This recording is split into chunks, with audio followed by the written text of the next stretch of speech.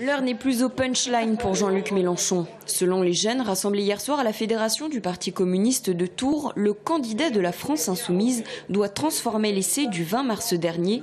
Il faut recentrer le débat sur le fond. Je pense qu'il doit montrer encore qu'il est présidentiable. C'était ce qu'il avait montré au premier débat et que notre projet est vraiment crédible. Création d'emplois, protection des Français, modèle social ou encore moralisation de la vie publique, Jean-Luc Mélenchon développe tour à tour ses idées sans surjouer l'indignation. À mi-débat, les jeunes sont convaincus. Je trouve qu'il arrive bien à temporiser et à se démarquer. On l'a vu notamment sur la question de l'Europe, où il a réussi entre ceux qui sont pour une sortie totale de l'Union européenne et pour ceux qui sont totalement pour cette Europe capitaliste. Lui, il arrive à proposer une alternative crédible qui est son plan B, c'est-à-dire de renégocier les traités européens. C'est le seul candidat que je trouve à peu près réaliste sur la réalité de notre société en général.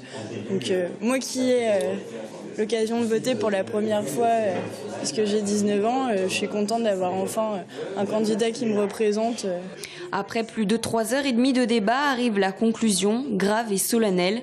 Changer de système, passer à la 6e République en favorisant une démocratie participative. De changer de régime, je le propose. Mais avant toute chose, je crois que ce dont il est question, c'est de commencer les jours heureux, car le pays a assez pâti. Un idéal pour certains jeunes qui gonflent d'espoir et redonnent goût à la politique.